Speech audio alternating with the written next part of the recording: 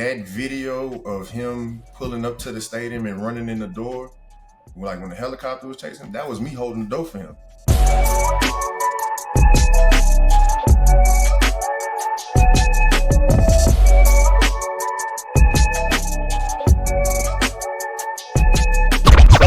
Of course, tonight, a man whose career epitomizes resilience and excellence.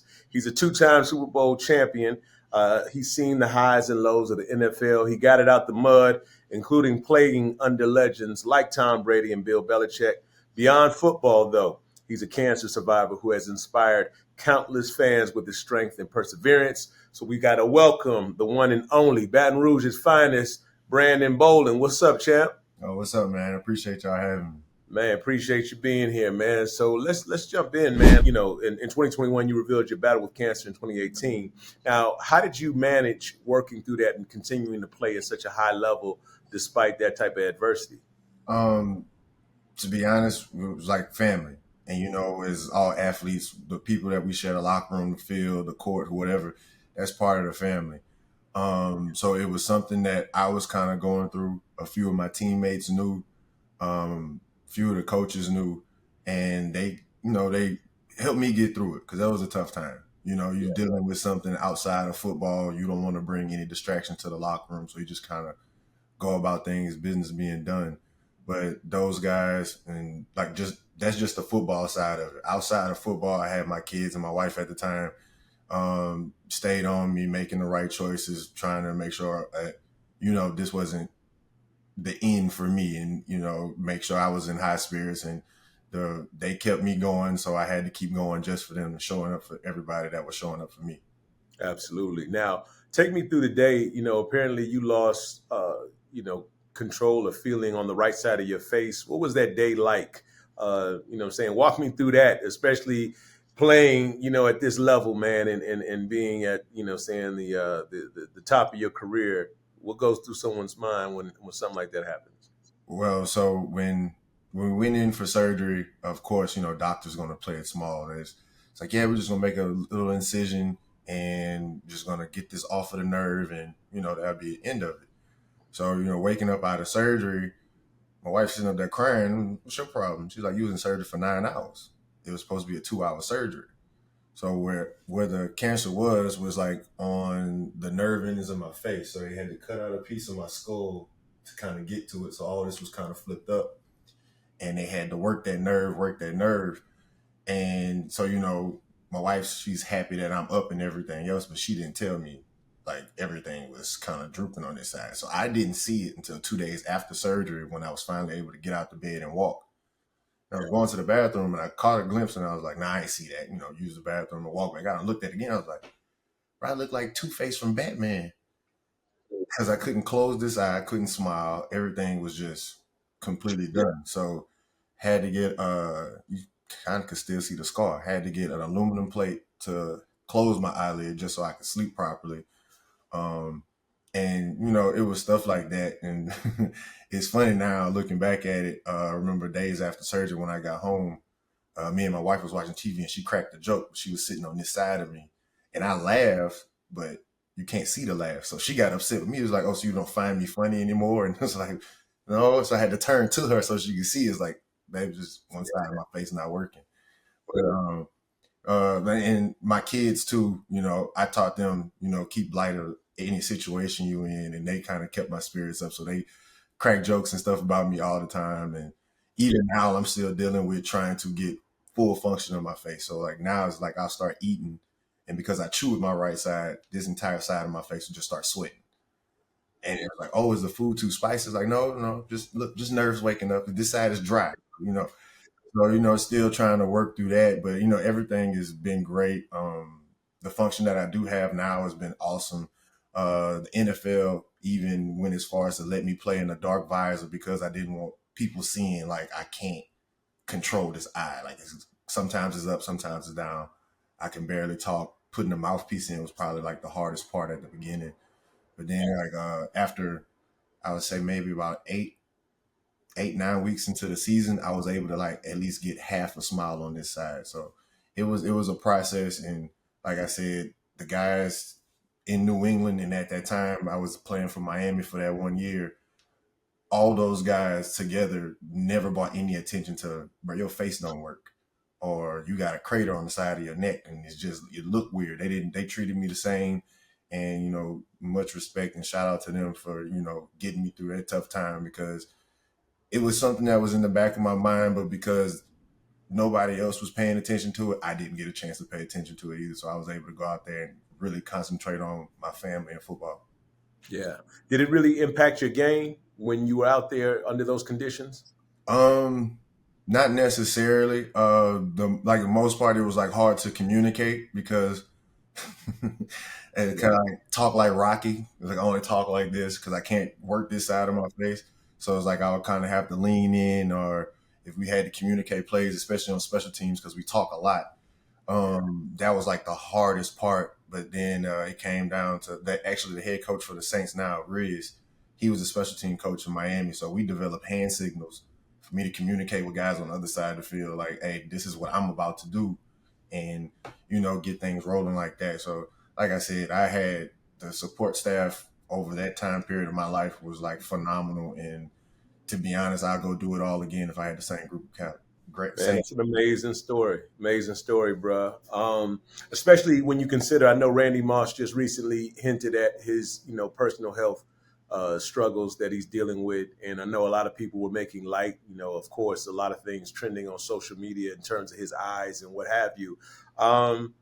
How does that impact your outlook on life as well as the game when something like that happens, especially when you're at the highest level when Right. it comes to performing like that? What goes through your mind there? A lot goes through your mind, and there's a lot to try to, you try to allocate time to everything that you kind of been putting off.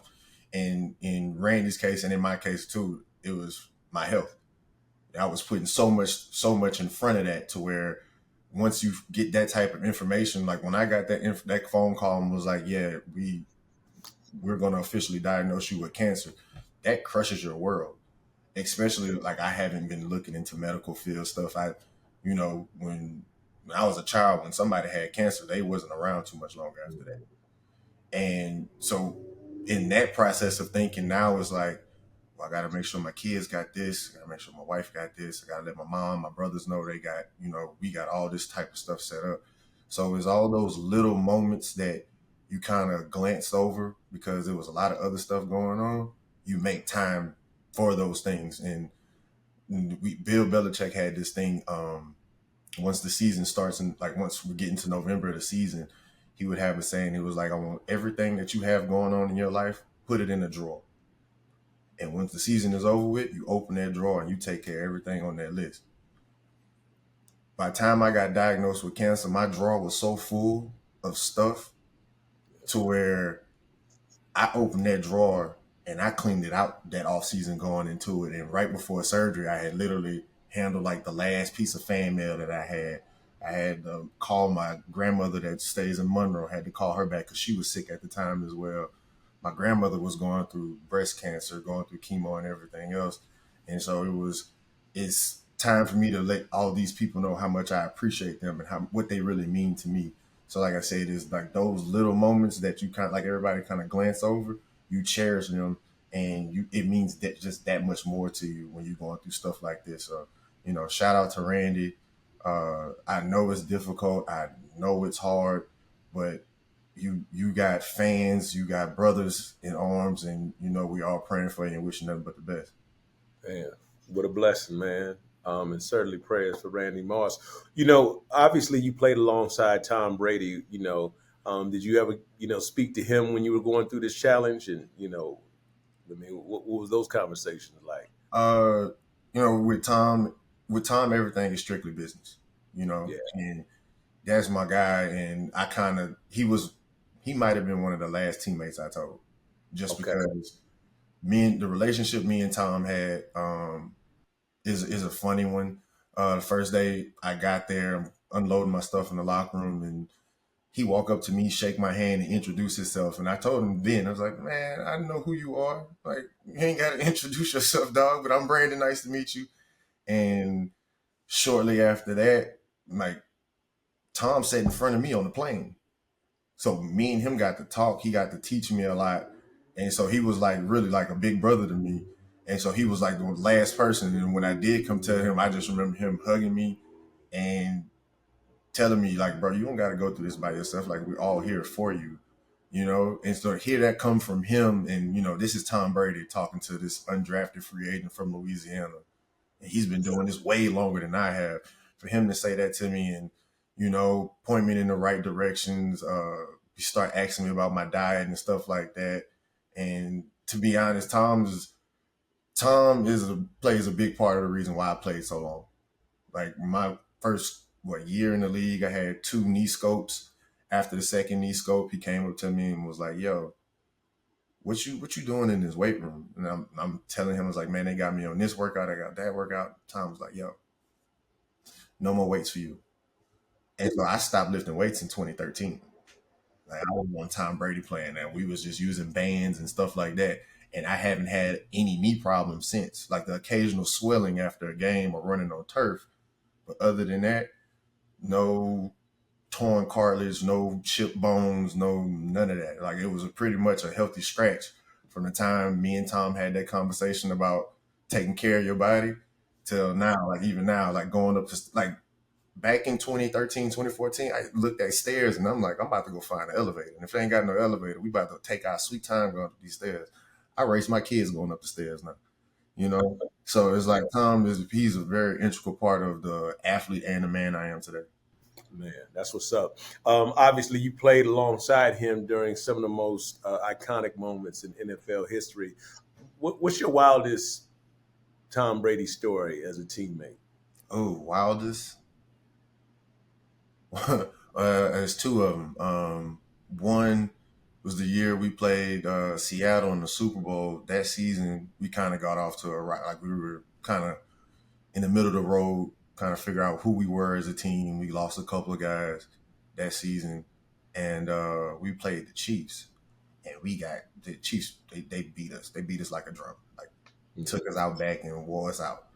And come Monday, which everybody dreads. I know Devin and Jason McCourty, they go on TV and they talk about how Mondays was like the worst day of the week. And because we going in there, win, lose, or draw. Bill gonna find something somebody did wrong, and we gonna spend about 40 minutes on this one play. And so going into, Monday after this bad game, everybody's like, yeah, you just, everybody make sure you pull your britches up because this gonna be a long one. And Bill went in on Tom for like a solid hour. So hold on, Brandon. I need to make sure I'm understanding this correctly because we don't want to run over this speed bump. So you telling me that Bill Belichick went in on Brady? Yeah. Wow. Oh, For, Bill let that be known. Like every rookie meeting, because we get to sit in on some of them, but every rookie meeting that I've been a part of, I've heard him say the same thing. It does not matter how you got here. I don't care who you are. What matters to me is what you do while you're here. mm. So as a rookie walking in, I'm hearing that. I'm like, okay, so the vets are here, rookies are here. Nah, that's not how it works in Bill mind. Everybody right here. Now what you do, put you here, put you here. And so I had already seen him get on but the spring I got there, we had Ocho Cinco, Dante Stallworth, Deion Branch, uh, we had like it was like a lot of the guys I was watching in high school was still playing. Yeah. And they would, jump the snap, didn't run the right route. He going in on them like, I'm coming from college, so it was like, but he talking to them like walk-ons. Like that's not how you talk to him. And so like I was already kind of hip to it. So this Monday after we lost to the Chiefs, he going in on Tom. And Tom kind of sitting there. He's sitting there. He sit on the very front row. I sit like 6 rows up against the wall. I think Bill made the comment about Bill made the comment saying, are we supposed to have the best quarterback in the NFL? And as he's saying it, it's the clip of Tom throwing a pick. He go, yeah, right. Man, Tom reached down, grabbed all his stuff, walked straight out of the meeting. The lights off. Walked straight out of the meeting. And because where I sit, I could see into the locker room. Tom went and sat in his locker, pulled out his phone like he was playing the game. So we was in there for like another 25, 30 minutes. We walk out the locker room. I go, hey, bro, you good? He was like, yeah, man. I just want him to know he woke up a beast. And I was like, what?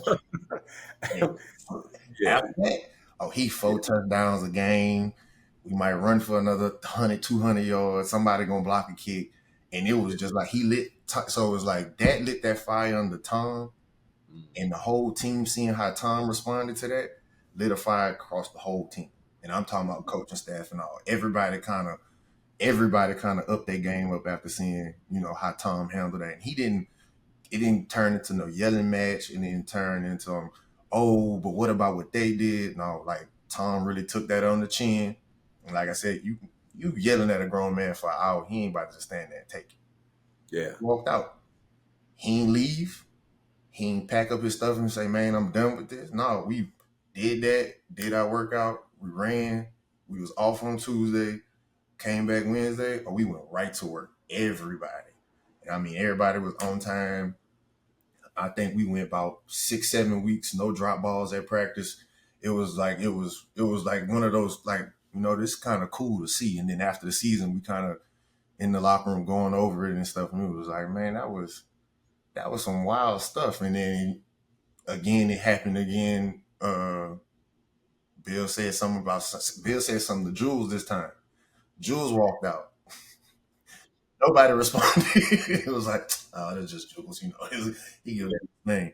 But then Jules, it was so how it would go would be Tom, Jules, Grump, and kind of everybody else. We kind of all fed off of how they was going. If they was having a bad day, we trying to pick them up and trying to get everybody going. But if we all having a bad day, we was all having a bad day. We just needed that one spark, and those 3 guys was like the spark at times. And then sometimes it would be somebody on special teams, somebody on defense, and it's just that one spark, and then it was contagious. So it was like beautiful to see. But the other craziest story was the ring ceremony after that game. We were in OTAs. Everybody dog tired. We just like Bill just ran us. We started this thing called a 3-minute run.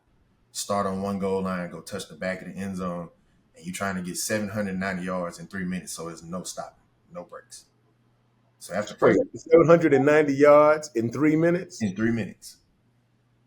Yeah. So if you put that in perspective, that's not easy. You know what I'm saying? So it's like a few of the receivers, you see them running, like, oh, them boys fast. And I'm running, I'm trying. After about 500, my back just start doing this. So I was like, all right, we're just going to push through it. And I look over my shoulder. And Tom is. Yeah. I saw that 40 now. I saw him at the NFL Combine. So I'm trying to imagine. So look, that first off, that is not for the weak. Second, it don't matter how fast you are. It's just how long you can run. But it was one of the more, and I hate to say this, but when we played against Atlanta in that Super Bowl, when everybody asked, like, well, what happened? They ran out of gas. We had been doing 3-minute runs all year. And it had got to the point where we was doing like 3 at a time. I couldn't believe it when y'all beat Atlanta. I was like, come on, man. Brandon, it was surreal to see how that played out. So the cool thing for me was, and I'm all about, coaches and players having great relationships and stuff like that. Man, at halftime, we was sitting in the locker room, we was down. So, everybody kind of like, man, Man, Bill walked, looked at us, and walked off. Didn't say a word to nobody. Tom got up and said, we don't need none of them. It's just us, and it's just us going out there. So we left the coaches in the locker room. We got up. I think the halftime show wasn't even over with. We was already in the tunnel like, yeah, we about to go out here. And then play, another big play, turnover, another big play. We got the ball back. Now we sitting there. I'm looking in the stands. Fabulous telling me, he's like, hey, I got 50 grand on this game. Y'all better make something happen. We get in the overtime. We going down on kickoff.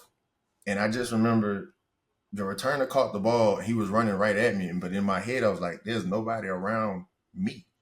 it's me and him, and I'm inside the 20. So it's like in my head, bro, if I stop you behind this 10, y'all not getting down this field.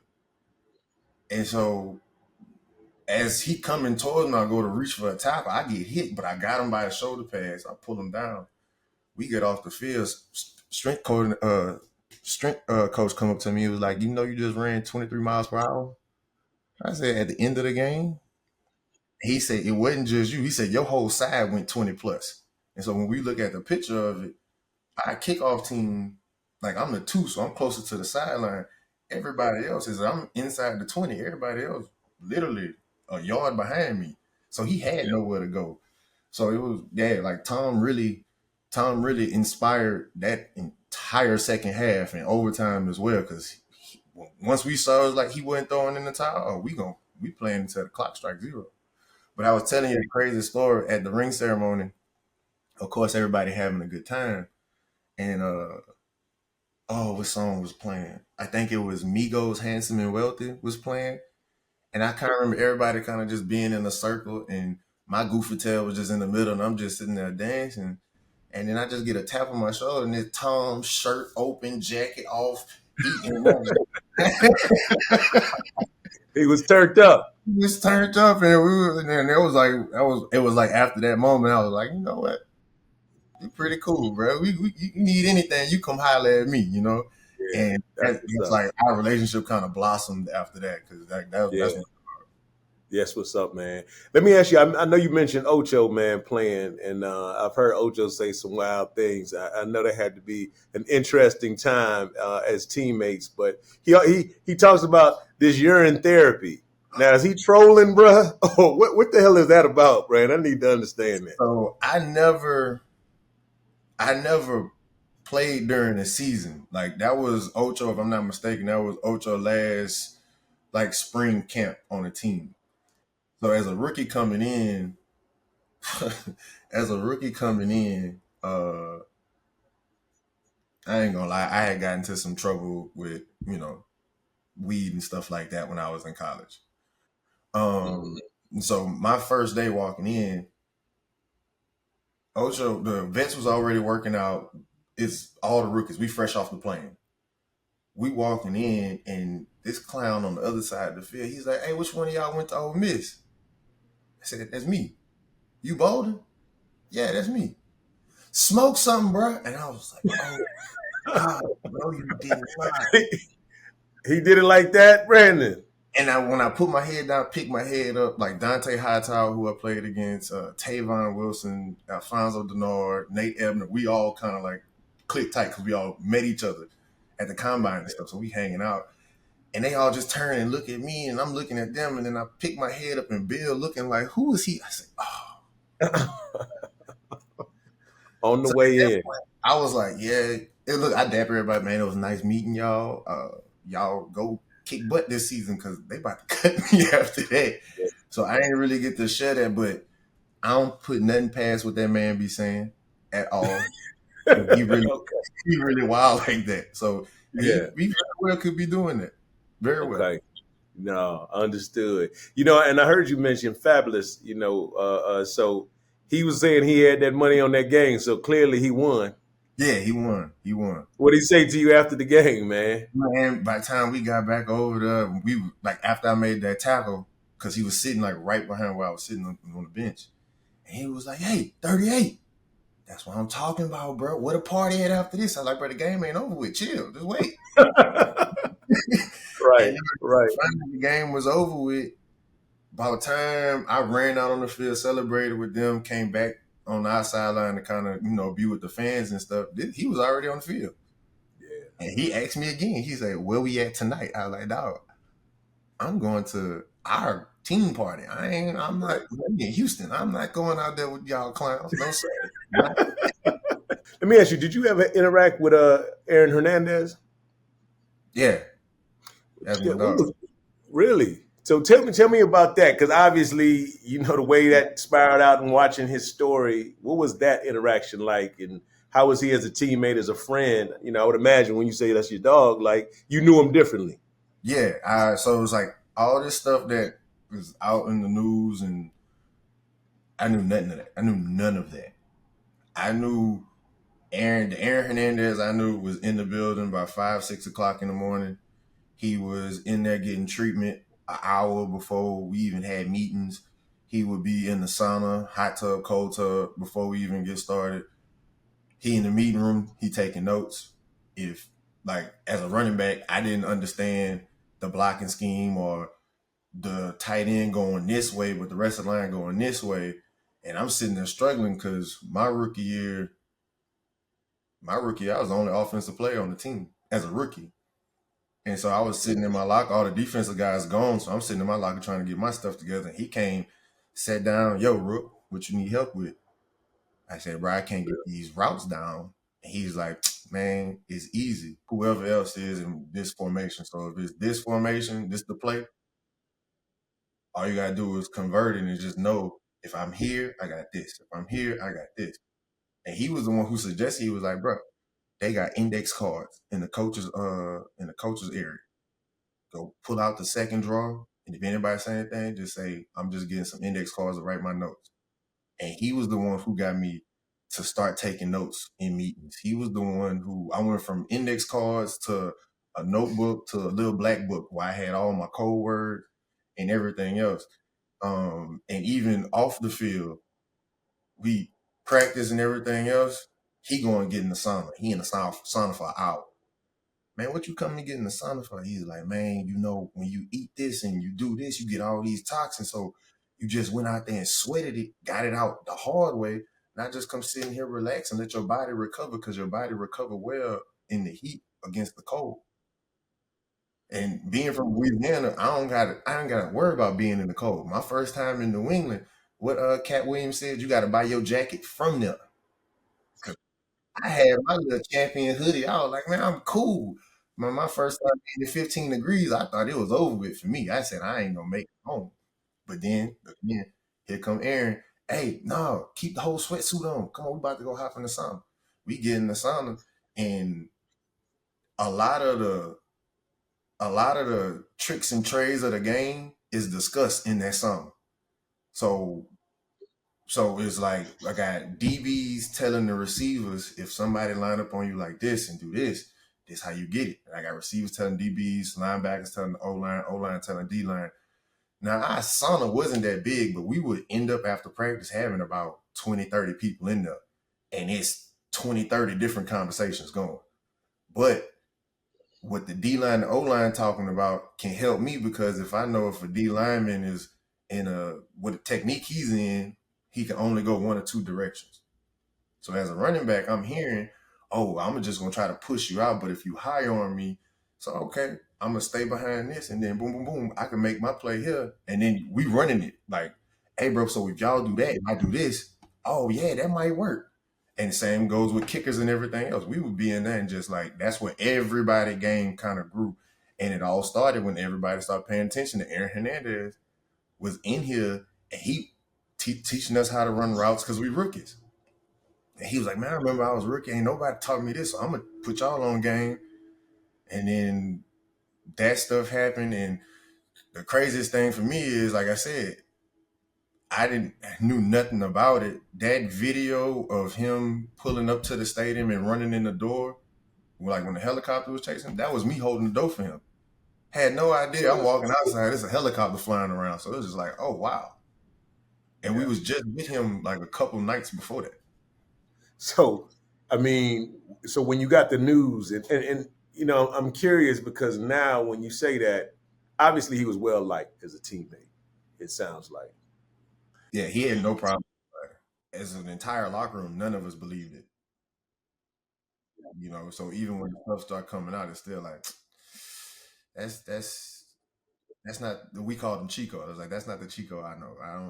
I don't know nothing about this. Aaron Hernandez I knew was one of the most considerate football players I've ever played with because he didn't care. He didn't care about who you was. He didn't care about what you had did before you got there. His main thing was he wanted to win. He wanted to be successful. He wanted everybody around him to be successful. Man, I appreciate you sharing that, bro. You mentioned your grandfather, man, and I heard he had a Super Bowl ring. Yeah. Yeah, man. What is that? Talk about your grandfather. What does that mean when you talk about your own legacy? How does that saying feel? um, my grandfather, my grandfather was one of the like dopest people I've ever met. He had he's from Atlanta, matter of fact. Mm. Came to Louisiana where he met my grandmother at Southern University, and the first Super Bowl they played in was against the Packers, the Super Bowl one. They lost that one, and they went back 3 years later. Super Bowl four, ironically, was played in New Orleans. So I think that was the year my mom was born. So my grandmother and her family was there, and but I can literally do the commentary for Super Bowl four word for word because he has the what is like the 5 millimeter reel, Yeah. and so that was my first time like actually doing film, and I'm like 6. And at this Mm. time, I was too big to play football, so I wasn't even playing football. I was a baseball player all the way up until I got to high school. And so the first time he came to a game, I was a freshman in high school, and I was a defensive player. And first thing he goes, why? I said, what you mean why? He was like, put the ball in your hand, go do something. I said, well, Papa, you always said if I'm bigger than everybody, go ahead and make an example. He said, yeah, but go play offense. Just try to do something. Because I was playing linebacker and safety at the time. And then ironically, my head coach my sophomore year played for my grandfather when he coached at Southern. Soon as he put two and two together, oh, Pitts, yeah, go back there. You playing running back today. I was like, man, I don't want to do. We got 200 yards in the game. And so there's that. And then this man still talking about salt tablets and go soak in the cold tub. And I'm just like, well, don't nobody take salt tablets no more. But so we did an interview. We played in Houston. We did an interview in like 2013, 2014. And he wore the AFC championship ring on his middle finger, and he wears his Super Bowl championship on his ring finger on his right hand. And we were doing the interview, and we was talking about your question is like the legacy, and I still feel like this. He set the bar for our family, going to a Super Bowl, and not only going but winning. My job was to take that bar down and put a new one on. And so after I won the first one, his first thing he said, well, I got 2 rings. I've been twice. And I was like, I won my first one. You didn't. And so now we going back and forth about that one. And then we go play Atlanta, and I got the second one. So how he always, anytime he wear his rings, if you like, hey, Mr. Frank, he'll just wave, like just kiss the ring. And so I got a picture of me and him after I got my second one. We both got our rings on. We waving at people just going down the street with our rings down. So, like he was that person that started that fire for me to try to just not only go just play football but be successful at it. Go win a Super Bowl. Try to, and it's not all about. He was the one who taught me it's not about how much money you make or who recognizes you in the street. He said, "There's one thing can't nobody do. They'll never be able to take that hardware off your finger. Now, whether you did it by yourself, or you did it with a team. That's something that nobody will ever be able to take away from you. Like almost like a college degree, almost. So he was one of those people for me that really not only inspired me to play football, to try to be successful at football, and that's why that last year in New England, that's why I changed my number to 25 to, that was my ode to him because without him, to be honest, I don't really think I've been playing football. Like I said, I was a baseball player my whole life. Wow, man, that's incredible, bro. Speaking of that hardware, man, where do you keep your Super Bowl ring? Oh, in storage, locked up. Locked up. They do not see the light of day. Days not that one from Atlanta, like Mr. Kraft is he Mr. Kraft is Mr. Kraft. He petty, you know. He he you remember what the score was at halftime for that Super Oh, I Bowl? remember. I don't know the exact score, but I felt like what I'm saying, y'all wasn't up. No, we was way down. It was 28-3. Yeah. Okay. Right? Wow. You got that number? Unbelievable. You got that number in your head. Yeah. In that Super Bowl ring, we got 283 diamonds. Yeah, they don't come outside. They don't come outside. They don't come outside. All right. Brandon, I want to go back into the locker room, man, particularly, Vegas. I know they've lost 9 straight. Antonio Pierce, I'm an Antonio Pierce. I like him a lot as a coach. I think there's a lot there, but fans are frustrated. Um, from your vantage point, what do you think is going wrong? What's going left for the team? Um, to be honest, they're trying to find their identity still, because it's when you really break it down, when you break it down, he took over a staff that he didn't bring in. Then he was kind of rushed to pick a staff right away, and like I said, I'm not there, but talking to a few other guys, he didn't handpick his staff like most coaches get to handpick their staff. So like they trying to find out who they want to be, who's going to be here, who's not going to be here, and like I'm like you, I'm an AP fan. I was an AP fan when he was playing, you know. Um, so and like real great dude. Even when we was going through all that stuff last year before he took over, he was like one of the coaches who I could go say, "Hey, coach, like I don't get it. Like, what are we missing?" And we would have those conversations, and at times we showed flashes of being really good, and then sometimes it was just like, bro, we didn't even show up to the game today. So I think they personally got to find that identity. They have to, and it sucks because like I was with Bill, and when I look at the whole thing with Bill, Bill handpicked everybody from his GM to his equipment manager, you know. So if I feel like if AP able to get full reins like that, I think there'll be a more successful team, because I like I said, I just, and you could kind of see it on some of the players' faces. And when I talk to a lot of them, they say the same thing, like, bro, we just don't have an identity. And I think that's like biggest their biggest letdown right now. And I don't even want to call it a letdown, because they're not playing terrible football. They're in the game a lot of the game, and it's just one play or two plays in the series that just don't go their way, and some teams kind of pull off from them. But like I said, I love AP. I hope he stay there, and I hope they just just give him the team and let him do what he wants to do. He gets the people he wants to bring in. He don't got to answer to nobody. If it's like that, like even Dan Campbell.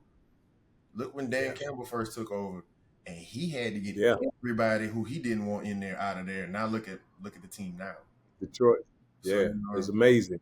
you get him. Yeah, I know there's a lot of talk about the possibility of Shador Sanders come to Vegas, and I know that he's been, mentored by Tom Brady as well. Um, what do you think about the idea of building a team in the future around a young quarterback like that? Well, planning for the future is like most of what every NFL team does. Um, I now him coming in and being impactful straight off the bat, it can happen. We've all seen it happen before. Rookies don't tend to do that well the first couple, like the first 4 5 weeks, you know. And Tom would be the first one to tell you, if he didn't have the quarterbacks in front of him when he first got in, he wouldn't have panned out to what he turned into being. You know, that is more realistic, instead of saying, "Oh, they're gonna draft him number one. We gonna get these other players, and we just gonna throw all y'all in that fire as soon as y'all get in there." That's not gonna work. That's not gonna work. That has never worked for anybody. As long as I've been paying attention to the NFL, that ain't worked for anybody. I wish him the best Man, of luck though, and I know it's gonna, wherever he go, it's gonna be exciting. I know it's gonna be exciting. it's gonna be exciting. You're right about that, bro. Wow. Um, let's get into this fair or foul next, man. And we've got on some of these big stories, Brandon, but I want to hit you with some of these trending topics, and you tell me fair or foul. If you agree with it, obviously it's fair. If you disagree, it's foul. But most importantly, why? Right. So first things Gotcha. first. The Cowboys, man, heartbreaking loss on Monday. A costly special teams error. Michael Parsons leaves the game early out of frustration. Was that fair or foul? You're not out there by yourself. You know what I'm saying? You got a lot of young guys watching you. You got kids watching you on national television. The one thing you don't see is one of the star players is so upset that they can't be out there with the rest of the team going through whatever y'all going through. Yeah. Next one, man. Now we've had a few NFL coaches have been fired this season. Is it fair or foul to fire a coach mid-season? I would say it's fair if it's not the first season. It's foul if it's their first time. Like it's their first go around, and it's a long season. A lot of coaches, and I learned this in college because they switched coaches when I got there. So it was a lot of guys who was under the old coach, and they was there for the old coach. Now the new coach bringing in people, and now you kind of creating rifts between players because this player who been doing this and first team all SEC, all this other stuff. Now you got this freshman coming in, and now this freshman starting over him, and so you got stuff like that going on. So to kind of get one of those first year coaches, like AP for example, because I don't count last year because he took over. To say you was going to fire AP after the one season, I think that's foul. Because you got to give this man a chance to get, like I said, get his cast of characters that he won't end up, not what he was kind of like just given. Inherited. You know what I'm saying? True. Understood. So, and when you talk about interim coaches, he was one of those interim coaches that came in and actually, showed some fire. Mhm. So do you think that interim coaches move the needle? Most of the time when they do them interim coaches I'm not gonna say it's like who the players want to play for, but it's kind of whoever makes that decision, whoever is most moved by that coach. So for the Saints, for example, Darren Rizzi, like I said, I played for him in Miami. One of the most like, when I say this man crazy, but he loved football. So he real energetic. He don't care who you is. He'll get in your face. Y'all can talk about whatever. And if y'all disagree on something, he not one of them coaches who are like, well, I said this right, shut up. No. Come talk to me. Now what you see? All right, let me tell you what I see. Now let's find some middle ground. That's the type of coach he is. And even when they got their first win when he took over, you saw how every player on that sideline, from old to new, came up to him because he's that guy in that locker room. Everybody would like anybody who would meet him would tell you, I would play for him until the end of my career. Just because he's that good of a person, let alone coach. So in AP's defense, same way. AP gonna get you fired up. AP gonna talk to you like a grown man. AP ain't gonna hide nothing from you. We gonna keep everything, And AP, from California, we gonna keep it street. We gonna talk right here. So that's the kind of coaches you kind of be looking for. So it's not more or less move the needle. It's like who gonna light that fire that we've been missing this entire season. And so, like I said, in just recent times, as of right now, Darren Rizzi and Antonio Pierce, the first two come to mind because AP was a linebacker coach. We would joke, we would, just have fun at practice and stuff like that. But then you would hear him talk to the linebackers sometimes. He was like, ooh, I bet they ready to run through the wall right now. You know what I'm saying? And even with Rizzi, when I played for Rizzi in Miami, we always talk about, are we going to do this scheme? We're going to block this and block that. And it was a lot of games where I'm looking like, Coach, this person outweighed me by 80 pounds. But because you told me that you believe I could go block this kick, I'm about to go block this kick right now. And go block it, and he on the field before the rest of the team is. You know what I'm saying? Because he just as excited as you. So it's like it is move that needle, but nah, sometimes that needle don't move fast enough. They want that immediate fire, and those two hires, like I said, just in recent years, those two hires come to mind to where that fire is going to be lit as soon as the players find out who's taking over. You know what I mean? Okay. Yeah. Now, as we get ready to get up the road, man, from you in Baton Rouge, man, the big game is in New Orleans. Mm-hmm. What are your thoughts? I need to tap into my psychic friends and see who can who can look into the crystal ball and give us that answer, man. What's the team? Who's the team to beat? Team. I mean, of course, you got to say the Chiefs. They look like they about to get beat. What past 5 games, and then they pull it off on the last second. So they would be the number one team in the AFC that has to be beat. And now, how somebody gonna pull that off? I don't know. Because like I said, it always looked like, well, this don't look like they're gonna pull it off this game, and then when the game over, they showed and pulled it off. So in the AFC, it will definitely be them, then come Bills, and then Ravens. Those three are gonna have to duke it out. In the NFC, which is even stranger conference to me, Detroit would be the number one to beat in the NFC. Uh, somebody gonna have to figure out a way to stop Minnesota. And who else? Who else is in the NFC? Who am I missing? That's the only two. That's the only two I know that they have to be beat in order to. If y'all want to make it to where y'all going, those are the two teams in NFC to beat. Them the three teams you're gonna have to go through in the AFC to beat just to get to the show. Cause and it's not gonna be easy, especially if the road to the Super Bowl goes through Buffalo. I don't think nobody beating Buffalo. It get cold in Buffalo. Ooh, it get cold. It's a different type of cold. Yeah. That lake effect. That lake effect. Yes, indeed. Do you think that the Patriots can rebuild into a Super Bowl contender again, or is that dynasty has that come and gone? Obviously, with having a quarterback like Brady. Right. That's to be honest, when you really go back and watch Drake May, he is not a bad quarterback. He's not Tom Brady. He's not Mac Jones. He his own quarterback. And like I said, they have their moments to where they can be really good. What I've learned and what I've witnessed when I was in New England, that first 6 years, I think we had 2 new offensive linemen that whole time. From the time I got there until then, we only had, and it was 2 rookies who came in. They started off slow, but once they got it, Shaq Mason, one of the highest paid guards, he playing for Houston right now. But everybody else, David Andrews, he was the center. He's still there. But that's a whole new offensive line. None of them have been there, you know?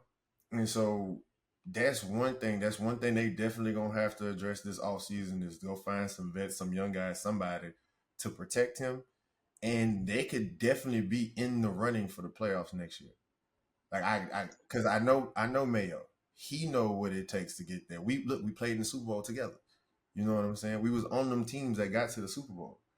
So, and I'm a fan. He got Mr. Hightower himself as a linebacker coach. You got the staff that know how to get there. No doubt. Last thing, Brandon, your MVP selection for this season. Ooh, my MVP pick. Ain't nobody gonna like this one. Saquon. You have to get it. You have to. Yeah. Like, Yeah. there is That's that. Yeah.